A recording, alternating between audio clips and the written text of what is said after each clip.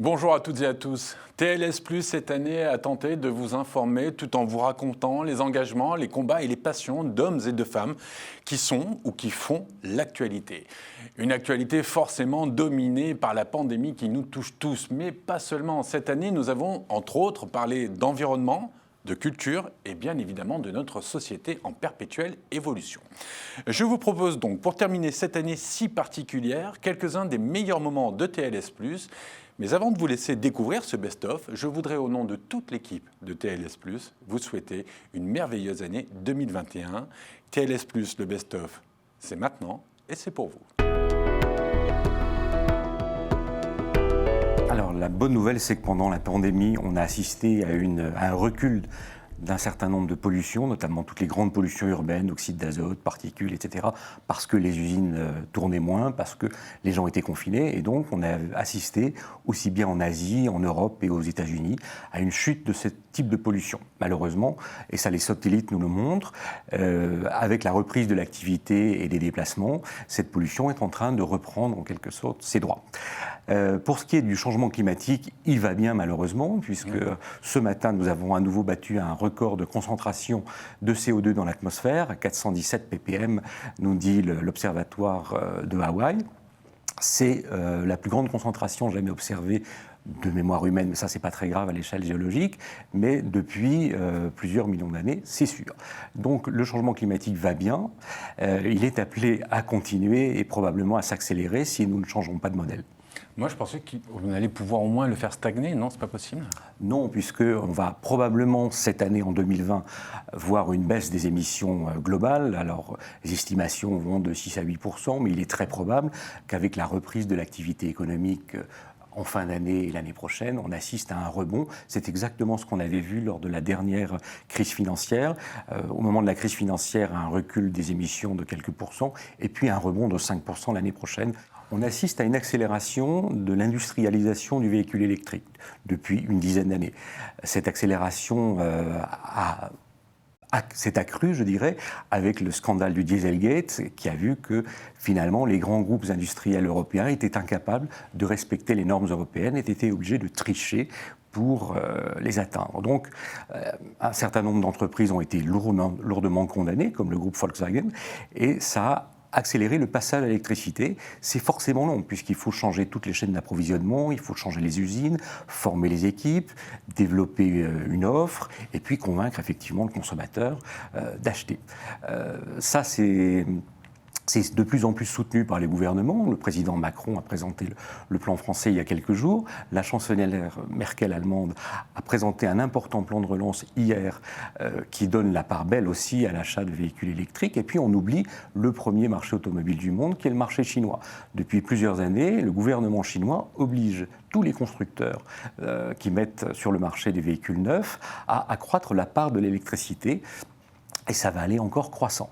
Donc ça veut dire que même si en Europe, même si aux États-Unis, le consommateur est encore peu intéressé par ce type de véhicule, le consommateur chinois, lui, est presque obligé d'en acheter, et il le fait d'ailleurs, puisque c'est devenu, là encore, le premier marché du véhicule électrique. Ça a obligé tous les grands constructeurs internationaux, les Européens, les Américains, même Porsche, à investir des centaines de milliards d'euros pour développer une nouvelle gamme de véhicules et la commercialiser. Je reviens un peu sur ce que vous me disiez juste avant quand je vous ai posé la question des bouleversements liés au coronavirus. Est-ce que ce coronavirus, en fait, c'est pas une fausse bonne nouvelle? Vous me disiez on voit justement que quand il y a une véritable action, des volontés politiques dans l'urgence, ça a une incidence. Mais on se rend compte aussi maintenant que, comme une vague de tsunami, là, on est en train de voir les dégâts qu'ont fait justement ces arrêts et ces actions politiques d'urgence, économiquement, socialement, géopolitiquement. Ce qu'on a tendance à faire depuis longtemps, et c'est probablement ça qui bloque la solution, c'est à opposer le développement économique, les besoins de développement d'un certain nombre de pays, les besoins matériels, les besoins de créer de l'emploi et la protection de l'environnement. Et en fait, c'est complètement le contraire qu'il faut avoir comme démarche. Et on a commencé à le voir, hein, on l'a vu avec le mouvement climat, on l'a vu avec les gilets jaunes en France, que finalement, il ne fallait pas opposer la fin du monde et la fin du mois. et que le social et l'environnement, ça marche de pair, et que le développement économique, ça marche de pair. Si on veut développer l'économie, notamment en Afrique, ça passe par développer la petite pêche et pas la pêche industrielle, donc par protéger les océans, pour vous donner un seul exemple. Et puis surtout, il y a dans ce problème de surpêche un grand problème d'inégalité, c'est-à-dire qu'il faut avoir en tête qu'il y a 1% des bateaux qui pêchent 50% du poisson. Ce n'est pas les pirogues togolaises ou ce n'est pas les pirogues sénégalaises qui font ça. C'est des énormes chalutiers ou tonniers français, espagnols, chinois, coréens qui vont littéralement piller les eaux des pays en voie de développement. Et c'est un drame pour la ressource halieutique, puisqu'il y a de moins en moins de poissons, on l'a dit, hein, les chiffres sont édifiants, mais c'est un drame pour des populations, on le voit au Sénégal, on le voit à Madagascar, qui sont dépendantes pour leur survie alimentaire, pour leurs ressources de ce poisson-là. Manger du poisson, ça va devenir un luxe selon vous? Ou c'est déjà un luxe? C'est un sujet intéressant. Un des problèmes, c'est que pour nous, dans les pays développés, manger du poisson est devenu quasiment un acte banal. Et en fait, il faut probablement davantage privilégier les poissons pêchés durablement, de manière artisanale, avec une consommation plus festive finalement, plus rare, quitte à payer un peu plus cher. Alors qu'à l'inverse, dans les pays en voie de développement, où c'est un enjeu de sécurité alimentaire, c'est là où il faut assurer de manière prioritaire la ressource aux populations locales. Je vais vous donner un exemple très concret. Oui. Il y a une industrie qui est en train de se développer aujourd'hui au Sénégal, c'est l'industrie de la transformation du poisson en farine. Cette farine, elle va servir à quoi? Farine de poisson, à nourrir des saumons en Écosse, ou des poulets en France, ou des cochons en France. Ça sert à ça, les farines de poisson. Aujourd'hui, les femmes qui séchaient, qui transformaient le poisson sur les côtes sénégalaises, qui nourrissaient tout le sous-pays et qui faisaient vivre des familles, n'ont plus accès à ce poisson parce que les transformateurs de farine l'achètent un tout petit peu plus cher, la sardinelle, aux pêcheurs. Donc c'est toute une économie qui se casse la gueule juste pour ça. Donc en fait, il suffirait que nous, on mange un peu moins de poisson, pour prendre un exemple un peu caricatural. Donc on voit bien que tout ça est interconnecté, mais que la réponse, elle est différente selon où on est dans cette chaîne et dans cet accès à la ressource du poisson. Alors, avant de parler de One Health, là, la période que nous vivons, on est en plein zoonose, hein, on est d'accord, hein, c'est bien ça, la Covid-19, c'est la chauve-souris, mutation d'animaux. Vous l'aviez vu, vous le pressentiez, vous l'avez vu venir, vous vous en doutiez, c'est quelque chose que vous redoutiez, ou sans faire, maintenant on le savait, on vous l'a dit, mais est-ce que c'est quelque chose qui fait partie de votre quotidien, ce type de pandémie, enfin ce type d'alerte? Je dirais qu'il faut être humble par rapport à l'arrivée de la Covid-19. C'est une maladie qui est hors norme, c'est une transmission, vous l'avez rappelé, d'un virus qui a franchi la barrière d'espèces pour passer de la faune animale à l'homme. Elle est arrivée assez vite et tout le monde a été dépourvu. Alors, il serait présomptueux de ma part de dire que nous l'avions deviné. Non, on n'avait pas deviné l'intensité ni la façon dont le coronavirus allait se comporter dans sa capacité à diffuser et à contaminer les hommes de manière assez virulente. Ce que je dirais, c'est que nous avions eu quelques prémices sur d'autres virus. Et on peut citer le SRAS, on peut citer les questions liées à la grippe humaine il y a quelques années.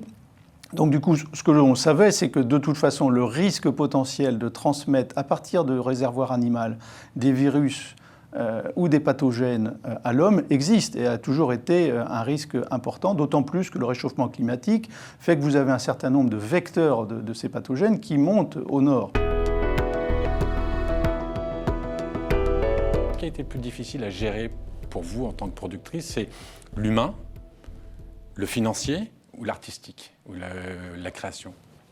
Je pense, comme pour tout le monde, d'abord l'humain, enfin, voilà. Ensuite le financier et l'artistique. Mais ce qui a été très dur, c'est que même si on voyait évidemment la pandémie arriver, tout s'est un peu stoppé net. Tout le monde, enfin voilà, non, mais c'est pas comme si on avait finalement arrêté progressivement dans l'industrie.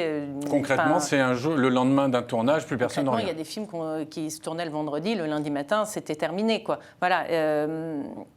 Donc, je trouve que ce qui a été très dur, c'est pour tout le monde, je pense, c'est de devoir apporter des solutions au jour le jour sur un problème dont on avait aucune idée de combien de temps ça allait durer et quelles étaient...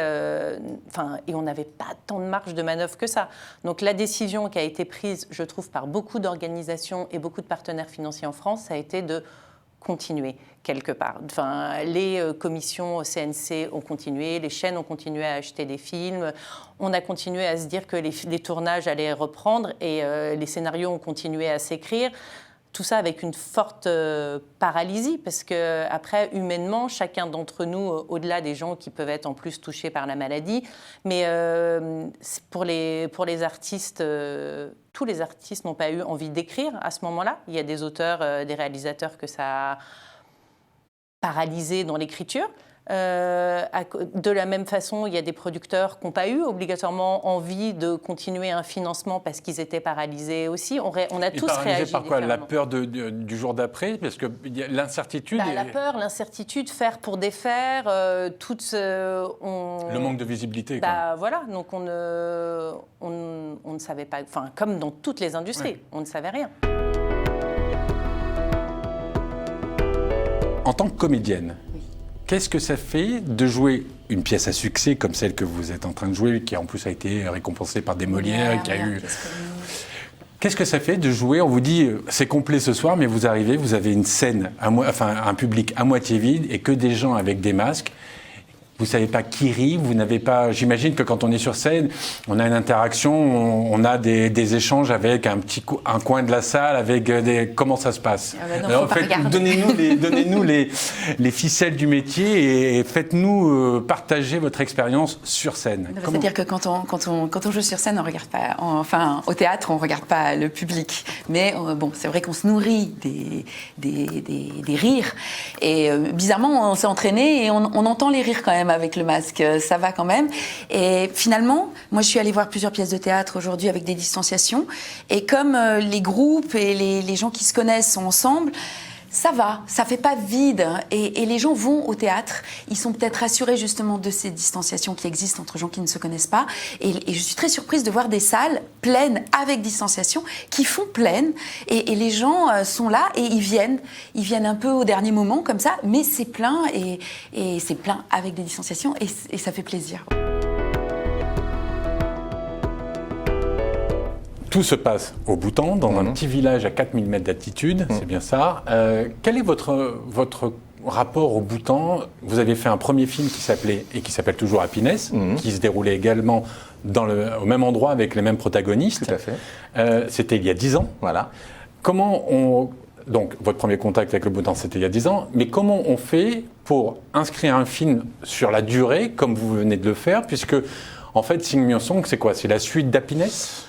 Eh bien non, en fait. C'est comme si Happiness était un prequel du film que je voulais faire. Le film que je voulais faire est Sing Me a Song. Et pourquoi vous ne l'avez pas fait? Parce que l'électricité et la route ont mis des années et des années avant d'arriver dans le village. Et donc Happiness raconte l'avant-propos. C'est-à-dire que j'ai suivi Piyanki, et le film finit, la dernière image de Happiness, l'électricité arrive dans le village et on voit juste le visage de tous les villageois qui regardent la télévision.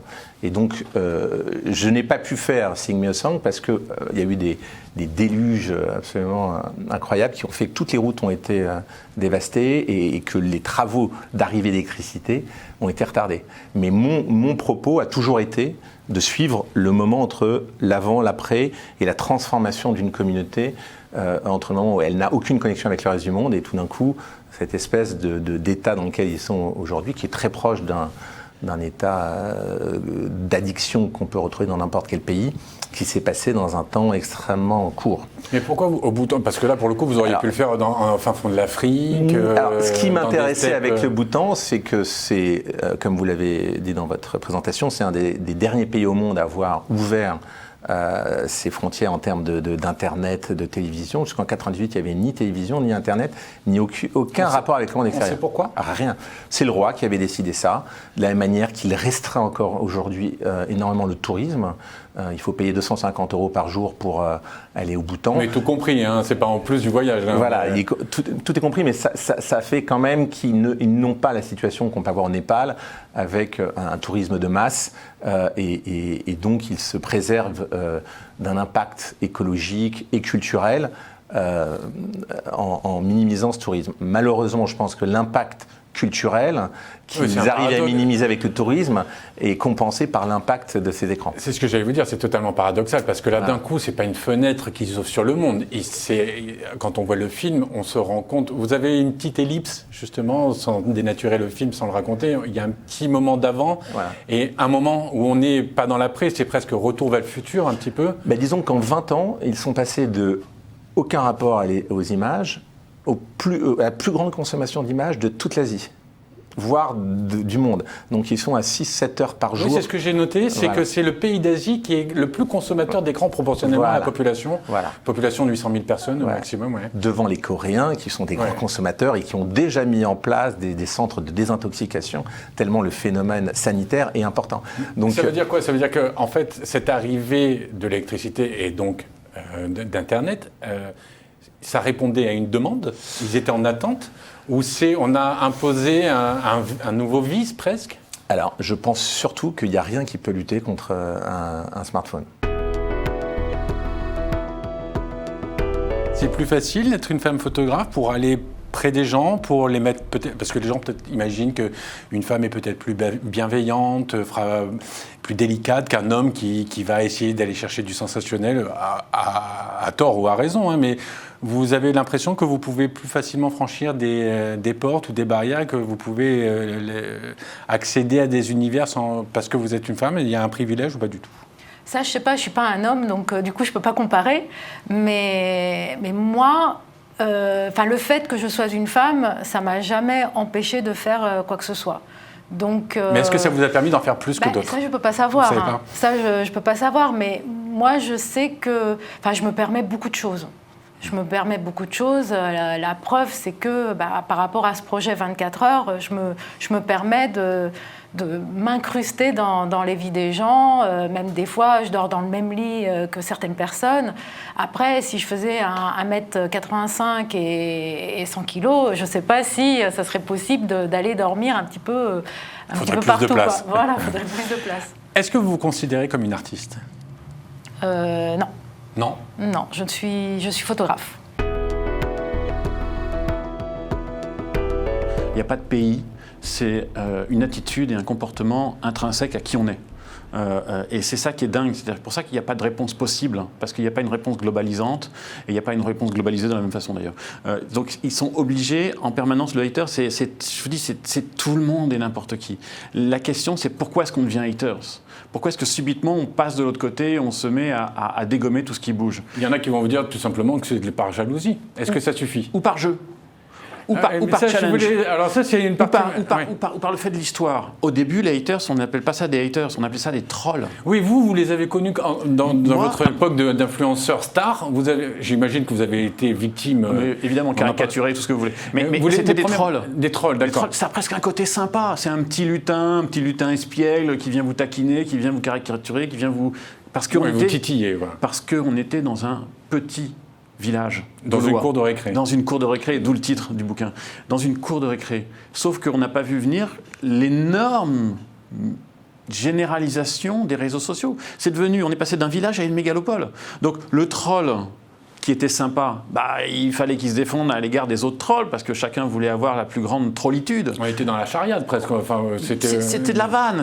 Et puis le soir, on oubliait. Mais là, il y a eu une institutionnalisation du troll. Le troll est devenu quelqu'un d'important. Donc un hater, qui arrive à bien défoncer quelqu'un, parce qu'il n'y a pas d'autre terme, il devient un champion des haters. Oui, mais est-ce que il y a une coupe du monde du haters. Il y a une coupe du monde du haters? Non institutionnalisée, mais elle existe. Est-ce que c'est pas aussi la faute de ceux qui en sont victimes de donner trop d'importance? Alors c'est facile à dire, mais des fois ils sont assez subtils pour aller vous toucher là où ça fait vraiment mal. Est-ce que c'est pas alimenté justement? C'est une drogue être haters. Dans votre livre, vous expliquez que quand vous étiez influenceur, vous étiez drogué. Absolument. C'est un neurobiologiste qui, dans un bouquin qui s'appelle Le Bug Humain, que je vous invite tous à lire, qui explique qu'en fait, dans notre cortex, là-bas derrière, il y a une petite glande qui s'appelle le striatum. Ouais. C'est un tout petit truc qui remonte à l'époque de l'Homo sapiens sapiens, donc il y a quand même dizaines de millions d'années. Qui était déjà un haters? Non, mais qui avait tous les éléments pour devenir un haters. Et cette petite glande nous permet de mieux nous nourrir, survivre quand il y a un danger, etc. Bref, qui nous permet de nous maintenir en vie et au-dessus des autres. en vie et au-dessus des autres. Oui, Vous me voyez venir avec oui, le très bien, oui, absolument. Donc sur les réseaux sociaux, qu'est-ce qu'il faut ? Il faut être en vie et au-dessus des autres. Donc l'influence, ça nous excite, ça nous envoie de la dopamine pour rester au-dessus et au-dessus des autres. Et toujours plus au-dessus. Et toujours plus. Et le hater, c'est le même phénomène. Qu'est-ce véritablement une agression sexuelle pour vous, vous qui accompagnez les victimes La définition d'un viol, c'est tout acte de pénétration commis par contrainte, menace, violence ou surprise.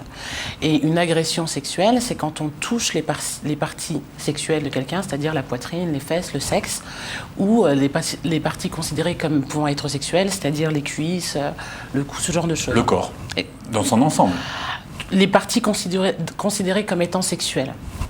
Et donc, c'est pas ma définition, c'est la définition légale de ce que sont les agressions sexuelles. Je pense que c'est important de revenir sur la notion de surprise. Oui, parce que... Je vous coupe 2 secondes, je me permets, excusez-moi, parce que c'est vraiment sur ça que je veux qu'on s'arrête un petit peu.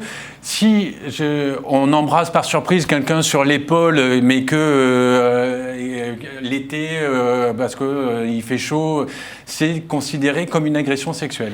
Alors, on n'a pas du tout parlé de notion de consentement, parce que c'est sans le consentement, et c'est ça qui est important sur la question des violences, de façon générale, et surtout sur la question des violences sexuelles, c'est la notion de consentement. Est-ce que la personne était d'accord ou pas ? Alors, quand on parle, par exemple, de baiser volé, on parle d'agression sexuelle, parce que tout simplement, on n'a pas donné notre accord pour être embrassé. Et donc, je pense que cette notion de consentement, elle est très importante. Et même pour aller plus loin, de consentement libre et éclairé. C'est-à-dire qu'une personne qui est saoule, par exemple, a son consentement qui peut être altéré. Donc, c'est vraiment important de poser ses bases et d'expliquer ce qu'est le consentement. Et à partir du moment où une des deux personnes n'est pas d'accord pour un acte, c'est problématique. J'entends très bien ce que vous êtes en train de me dire, et je pense que c'est là que l'information, le message doit être le plus limpide possible. Mais comment expliquez-vous cet écart de perception entre celui qui va dire « ça va, je vais faire un bisou sur l'épaule », qui considère que c'est totalement anodin, et la jeune femme qui va vous dire, ou la femme, ou peu importe, ou même l'homme, va vous dire « oui, mais moi, il me dégoûte, je suis senti agressé ». Comment, c'est quoi ? C'est culturel, c'est historique, ça vient d'où que cette différence ? Parce que le viol, on comprend, l'agression, on comprend, enfin la majorité des gens comprennent que violence, contrainte, menace, oui, mais surprise, on ne viole pas par surprise. Alors si, un viol par surprise, c'est par exemple une personne qui est endormie, qui n'a pas donné son consentement et que l'acte sexuel commence. Ça, c'est une surprise.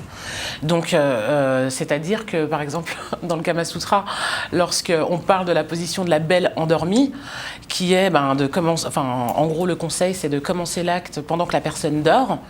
La personne est surprise parce qu'elle dort. Donc, c'est qu'elle... a priori, elle a envie de dormir. Et que, donc, quand on parle de surprise, on parle de ça. Et je pense que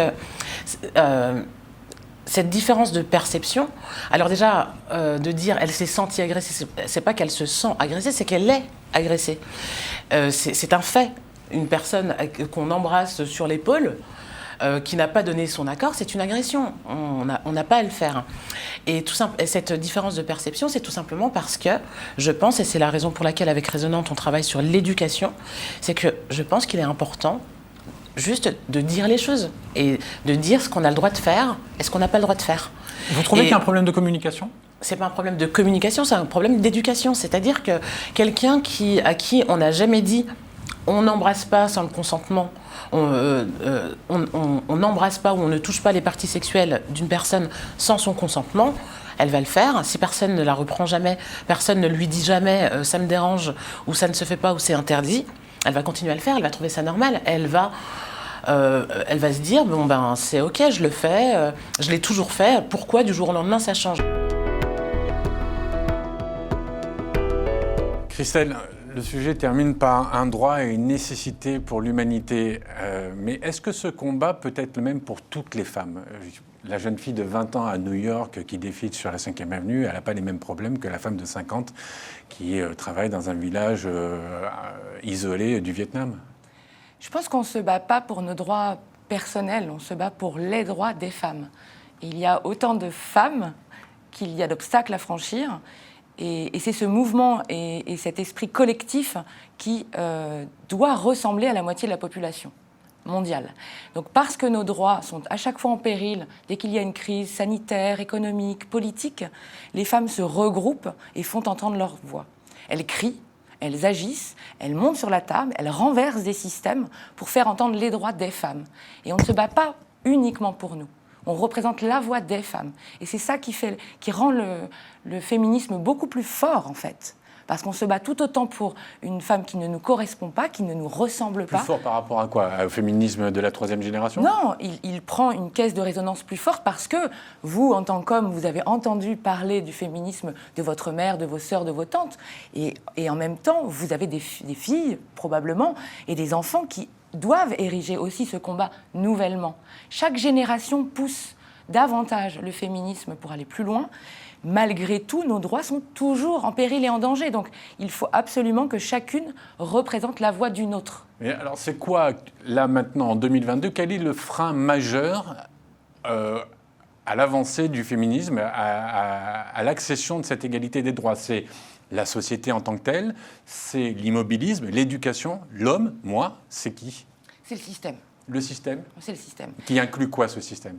Le système inclut des biais sexistes, un patriarcat, une masculinité toxique et des enjeux de pouvoir qui émanent d'un corpus masculin, blanc, hétéronormé, très puissant et qui est immobile.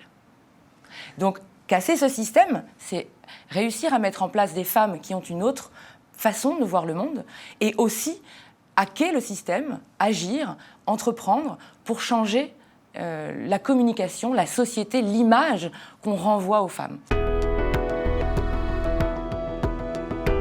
Sur la scène musicale féminine, il y a beaucoup de jeunes filles qui sont un peu qui assument, qui revendiquent, qui tentent de s'imposer. Quel regard vous avez sur cette scène musicale française avec toutes ces jeunes filles? Bah, écoutez, moi je trouve que les femmes, elles doivent s'exprimer d'une façon ou d'une autre pour dire que quand même elles sont très importantes dans la vie, surtout dans la vie d'un homme ou dans la vie de quelqu'un quand on est en amour. Mais bon, les femmes, elles ont souvent été un peu opprimées et il faut se faire entendre. Donc il y a plusieurs façons de se faire entendre. Des fois c'est en chanson, des fois c'est en écriture, des fois ce sont par des actes de provocation ou de rébellion. Et c'est intéressant. Il y a un duo dont tout le monde parle dans Horizon Doré qui surprend. En préparant l'émission, j'ai vu que beaucoup de personnes qui vous accueillaient et qui vous invitaient étaient surpris de ce duo. Moi, je vous avoue que ça ne me surprend pas du tout parce que quand on regarde les gens qui vous ont accompagné, dans les artistes, on voit Gainsbourg, Truffaut, Chabrol, Jean-Marie Rivière, pour ne citer que. Ils ont un point commun, tous ces hommes, ils sont libres, ils assument, ils revendiquent, donc il est évident que vous fassiez un duo, ou que Joe Star fasse un duo avec vous. Ça, vous aussi, enfin, ça coule de source presque. C'est-à-dire qu'il a, Didier, il aimait beaucoup cette chanson, Qu'est-ce pas, et comme il travaillait avec Pierre Grillet pour les discours à l'Assemblée, on lui a dit mais pourquoi on ne fait pas un duo? Il a été d'accord et on est allé en studio et on l'a fait. Et moi, je suis ravie parce que c'est quelqu'un qui, même malgré ses blessures et ses rébellions, c'est quelqu'un d'authentique. C'est un grand artiste. Il mange la pellicule, il mange la scène et quand il a un charisme de fou et il a un cœur très tendre et c'est une belle personne. À quand les horizons dorés, à quand la vie pour ce qu'elle vaut, à quand la peau contre la peau, a-t-on des raisons d'espérer? Les horizons dorés, les horizons dorés.